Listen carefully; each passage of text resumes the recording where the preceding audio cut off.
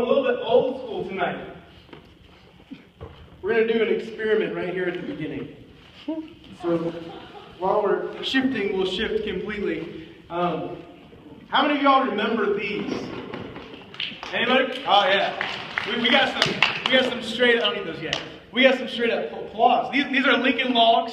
These are the toy that continues to keep on keeping on. These are actually my children's Lincoln Logs.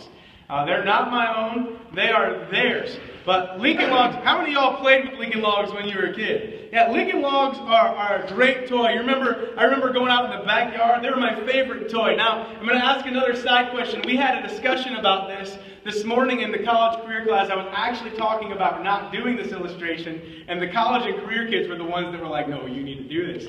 And when we started working on building, Ryan was sitting there and he's nice and neatly like taking one toy out at a time, like one piece. And I was like, dude, that is not how this works. And I just like dumped them all over the floor. So were you a dumper or a picker? Like how many of y'all were dumpers? Just dump the whole box out so you got everything. How many were pickers? Like you wanted to do one toy at a time? Yeah. I was a dumper. Like I wanted to put them all. I know y'all are surprised by that, but I wanted to dump them all on the floor, and I wanted to spread them out. And even as sometimes I would do inventory. Like I needed to know what I had so that I could know what then I could build. But Lincoln Logs are one of those toys that you could do just about anything you could imagine. You could build just about anything so long as it had only 90-degree corners, right? Like, so really, you could just build squares and rectangles, and that was about it. But you could do all kinds of architecture. You could build houses, you could build barns, you could build, Ryan has a fort that somewhere is lost. Fort Apache. Fort Apache is what Ryan's got. You can build forts. You can build all these different things to play with, all these different toys. And it was easy, right? It wasn't really, the building process itself was not that complex. I mean, if you don't remember Lincoln Logs, they just are these little blocks. They're kind of rounded, and you just interlock them, right? They just fit together. It's self-evident.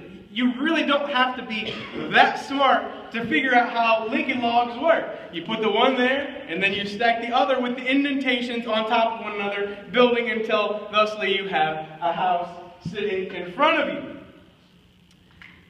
But as I was thinking about Lincoln Logs, a passage of Scripture came to mind. Actually, a passage of Scripture came to mind, and then the Lincoln Logs came to mind. Here's the passage of Scripture. In Matthew chapter 7, verses 24 and following, it says this. Therefore, everyone who hears these words of mine and puts them into practice is like a wise man who built his house on the rock. The rain came down, and the stream arose, and the winds blew and beat against that house, yet it did not fall, because it had its foundation on the rock. But everyone who hears these words of mine and does not put them into practice is like a foolish man who builds his house on the sand. The rain came down, the streams arose, and the winds blew and beat against that house, and it fell with a great crash. Well, we actually, this evening, as I said, we were going to do an experiment.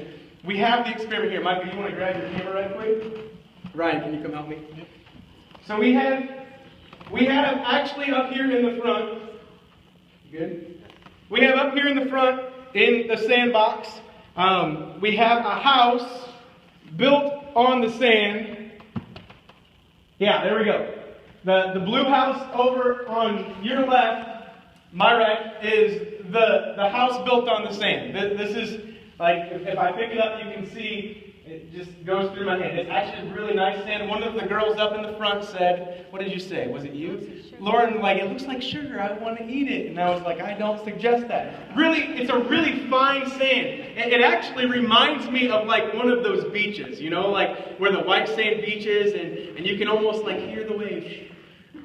You know, coming gently up on the edge. Like, that's the kind of house that we want, isn't it? Everybody wants the oceanfront property where you can go just chill in the beach. My mother-in-law posted a picture on Facebook the other day, and it said, my timeout chair. And it was a chair with an umbrella on sand, kind of like this. But it's a house built on the sand, right? Then over here to the other side, to your right, there is a red roofed house, and it is actually on rock, on top of rock.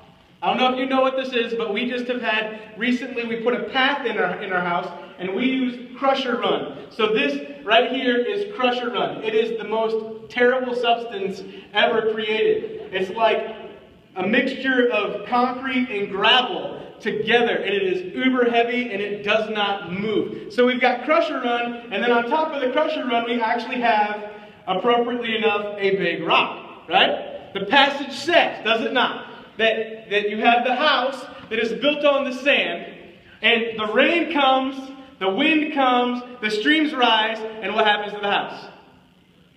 It falls, right? We could sing the Sunday school song if we need to. And then, y'all know that song? The wise man built his house upon the rock. The wise man built his house upon the rock. The wise man built his house upon the rock. And the rain came tumbling down. The rains came down and the floods came up. The rains came down and the floods came up. The rains came down and the floods came up. And the house on the rock stood firm. Right. And then the house on the sand goes flat, right? Well, we're going to try that. We actually have, we have the house on the sand. We have the house on the rock. And so Ryan, go ahead. Ryan's going to pour some sand on the house. Pour some water on the house? Pour the rain on the house. You got to open this. Make sure it goes in there. Pour it in the house? Don't Pour let it. the camera rise. You want me to do it? There you go. So go ahead. Make it rain, Ryan. You got to pour it on the house. On the house? There you go. The house is getting very flooded. Yeah.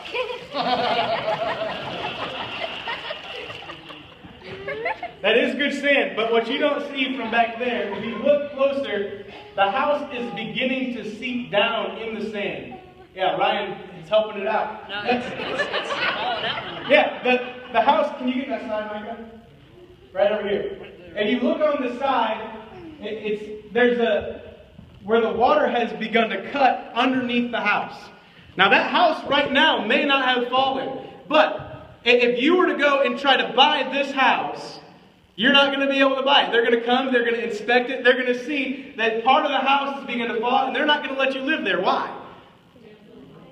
It's not safe, right? Like, it may not have fallen yet, but it is a certainty. It is going to come. The rains are going to continue to come. The water is going to continue to fall. That's just going to continue to get worse and worse and worse until eventually it falls over. I actually looked it up online. Before and after houses today, where houses were built on the beach shore, right? And they were back a certain period of time, and it shows how the sand had eroded, and then eventually it ends with the house on its face, like just falling, just over.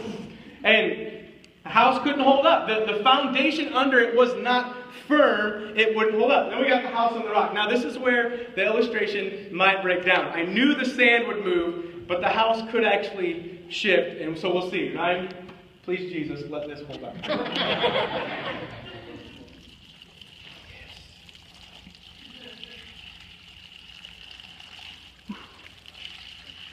as much of the carpet as possible.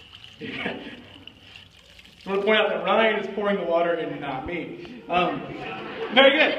All right. Everybody saw what happened to the house on the rock, right? What happened to the house on the rock? Not a thing, right? It stayed right where it is. And what happened to the rock underneath the house?